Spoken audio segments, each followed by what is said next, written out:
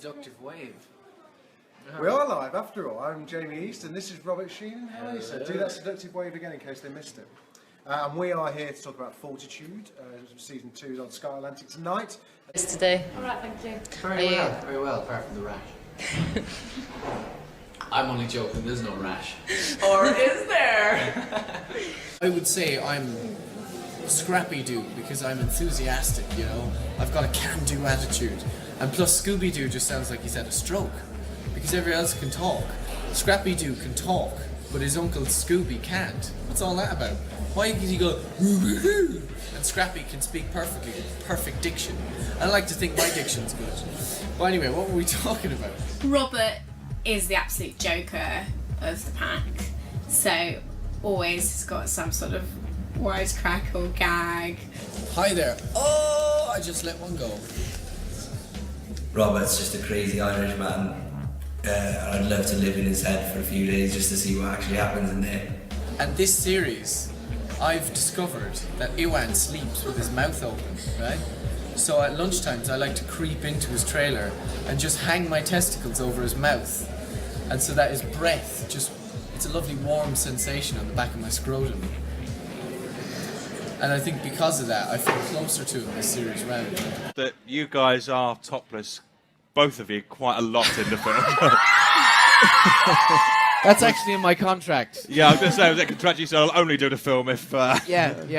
I had to try keep reminding, please put your shirt back on. Yeah, it doesn't work in this scene. I know. I struggle trying to get him to put trousers on. To be fair. Like, that scene, I thought, you know, that first poetry reading scene, I was like, can't I have my shirt off? It's just better.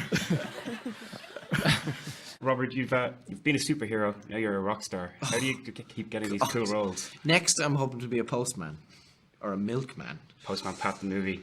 Yeah. Postman Pat goes on a drug binge. I can see Played that. by Charlie Sheen. I've got a serious Charlie Sheen on. I need more drugs. Questions. thought the scripts were great and we all really believed in what we were doing, but yeah, we had no idea how it would be perceived or... And more importantly, I once walked into the toilets and found Nathan with a gag ball. In real life? My dad was a policeman, so arrested just was, go to your room and put these on. That's handcuffs. That's nothing weird. The little maids out there. Yeah. Put these tights on. Although I will not be sad to see my short top dress and thigh-high 6-inch leather boot heels go. That unfortunately was already written in the book as having to wear that, so I did have to wear that. Although we did have a stunt version which was an inch longer, which was very beneficial. Oh yeah. Extra inch longer. I tried to They've really reserve spoiled those. you Yeah, there. Robbie tried to. I tried to reserve those, but they wouldn't fit. So. So you went back to topless, bottomless. Yeah. It was easier that way. See, he's quite fluid. Yeah. There he is, yeah. There he is. Super high, sort of sums it up, doesn't it, really? That was actually not on the photo shoot, that was just, they just caught Rob on the stroll. Coming out. That was at breakfast one making. morning. That was at breakfast, yeah. I was a good enough kid because my dad was a policeman, right? So I wasn't allowed to be arrested because, you know, he was my dad, you know. And I very nearly was once or twice, but, you know, because nothing too serious. I was never homeless or anything, or I never stole any children. Your character is a primary influence, a lot of people say, on the blue period of Picasso. I thought right? you were going to say he's true? a primary arsehole. I was like, he's a primary arsehole. Go on, sorry. That was about it. That's Go my ahead, you own wanna- neuroses there, go on. Calculated. You're culpable. You're I'm on the brutish scene. and he's I'm behind the scenes. You're Prince. That's not going to find its way back to me. You're Moriarty. Rohypnol him, basically. Rohypnol him, have your way with him, right? Take a picture of you in him and then kill him. I don't want to cause any offence, but I think he'd be a rubbish supervillain. Okay. And of course, Ben Barnes' sultry, sexy voice. That's him all the way as well. How is that like? He's a bit Justin Hawking. Is it Justin Hawking? Hawkins? Or Justin Hawk? Well, anyway, you know your man. Not the guy in the wheelchair, mind. The smart guy. He can't sing at all. Yeah. He does a Kraftwerk tune, brilliant. But I mean, to prepare for your role, was there like singing in the shower, singing in front of the mirror? How did you practice? So I think I was enthused by the kind of core idea of Space Hop, and of course the jazzy title, because if you're if you're an internet startup company these days, you have to be called Space Hopper, Stinkpot, or Boob Face, or Spotify, or Titwank. Maybe not the last one, although titwank.com, I tell you, it's classic. Unsubscribed. But yes. What's the best prank you've ever played on someone?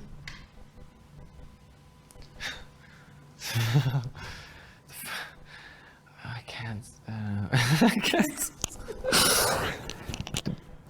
Best prank. I once. I took some. Well, me and a few others. A few of the lads. We took some horse shit and we put it in a brown bag and we put it on someone's doorstep and set fire to it and rang their doorbell. Lovely. So then they had to open the door, realize that something was on fire on their doormat, and then stamp on it, and thereby splatting horse shit everywhere. Make sure, I think one piece of advice, make sure people know you're joking if you're slagging someone off on set. I didn't... I had one quite famous older actor go, I said something like, don't you think Daniel Craig looks a bit like a goat, right? And, joking, right? And he went, hey man, you shouldn't say things like that. I went, no, I'm only joking, I'm only messing. So anyway. Yeah, right. Daniel Craig's big and musty as well. Daniel, I don't think you look like a goat. I think you're very handsome.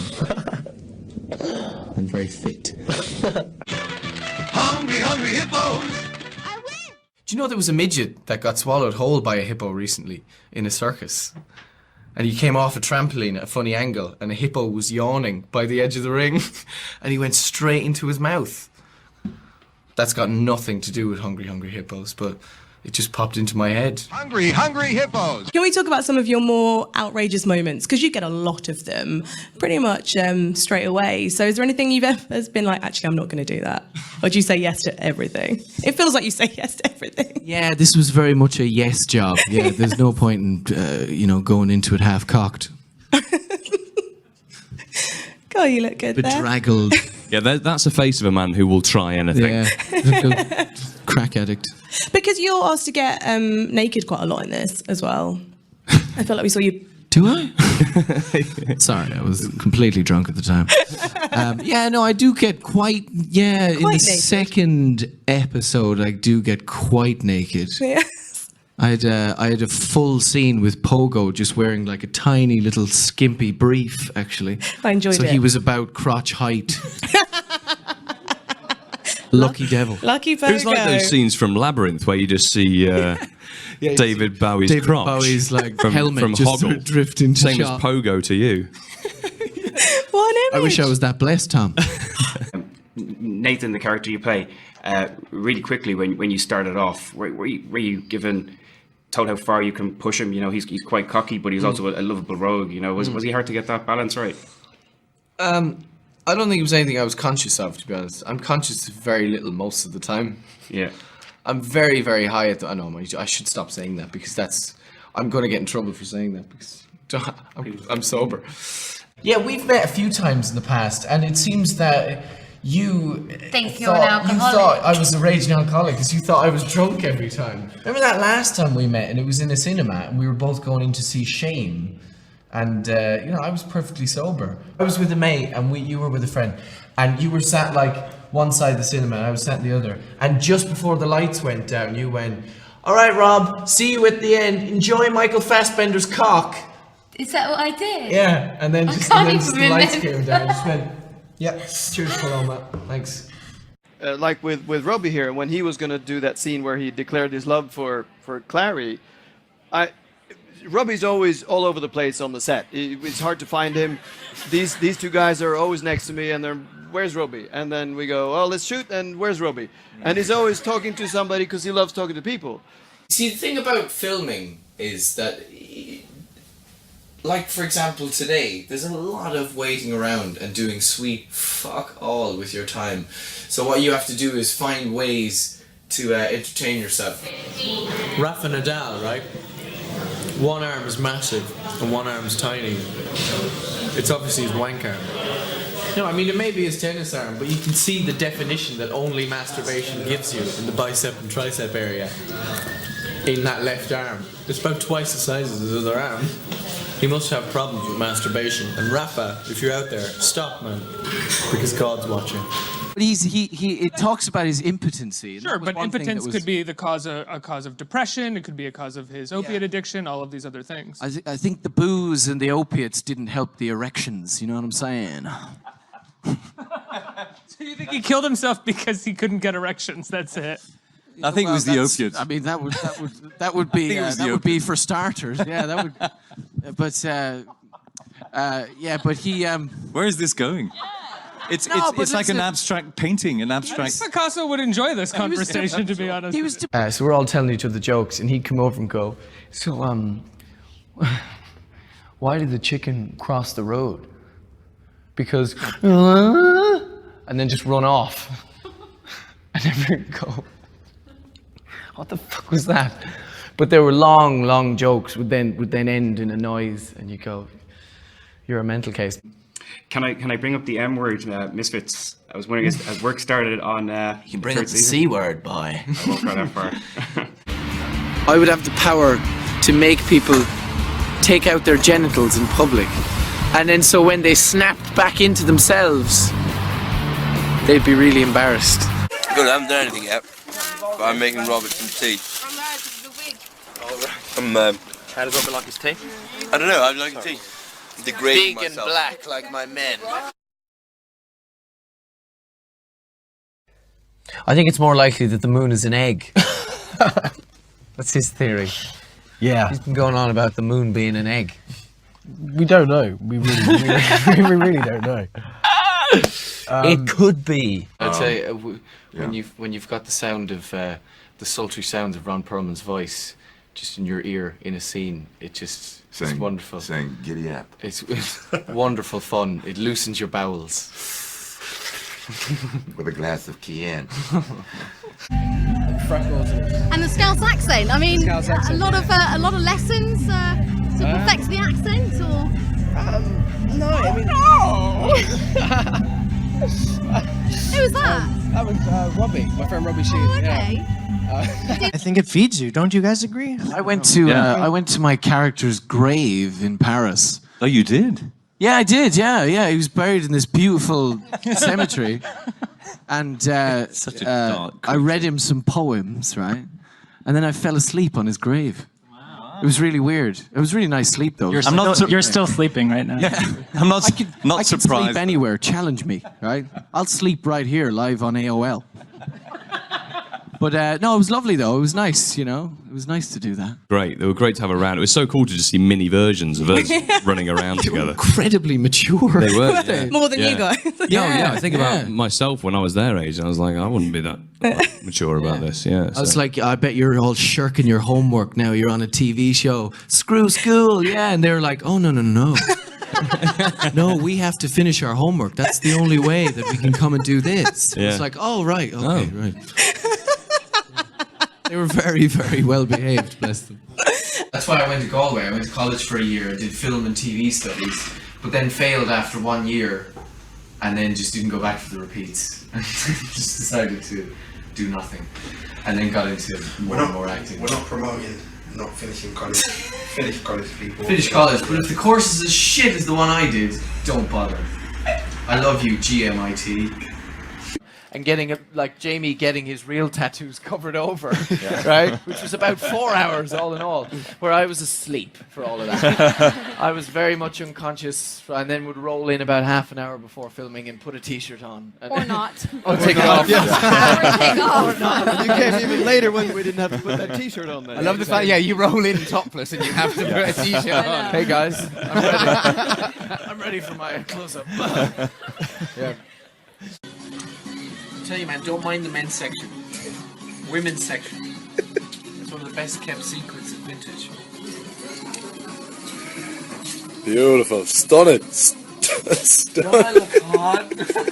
Tonight's the premiere. It is. Thing you always ask girls, have you got your outfits? Are you started? Yes, I should be wearing that. It's rather lovely. No, I do like your style. It's I'm great. just wearing a fairly Well, I won't tell you. I've No, got a don't. fairly basic ball gown, you know, that Right. have to be stitched into Do you know later what? on. If there's an MD that could carry that off, it's you.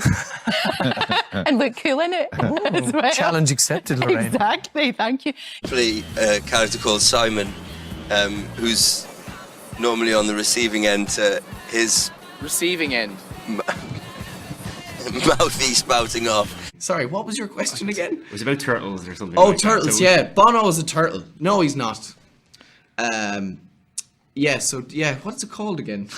It's over here. It's a turtle's tail. Sammy Adventures. It was originally called as well. It was originally called The Secret Passage. Oh, no. They thought that was a little bit gay porn, so they changed it. That's that. what confused me. Of course, I know the title of the film. that Were you I've done. told to play? You have a number of romantic scenes down through the series, and but I think the one that stands out for a lot of people probably is The one that aroused most people, yeah. well, it certainly aroused a lot of interest as to. I bet you got a twitch, right? Hey, listen. I don't know how well we know each other yet. Maybe you should explain that and explain that you did. Well, then maybe. Best rugby team, Munster versus Leinster. Leinster, obviously, because that's where I'm from. Who are the most attractive rugby players? Let's do it that way. Who do Munster have? Ronan O'Gara. Oh, Jesus. Who do Leinster have? Brian O'Driscoll. Oh, crikey. One time, actually, I was at this posh do in Dublin, and Brian O'Driscoll accidentally hit me a jostle and sent me about 15 paces across the floor. Thanks, Brian. That's true. Ultimately, doing the thing is altogether technical. And if you have a horn, you should step out for a minute and think about, a bus full of dead nuns and then go back and do the job. I just want to clarify, I am not a pervert. I'm all right. Most of the time.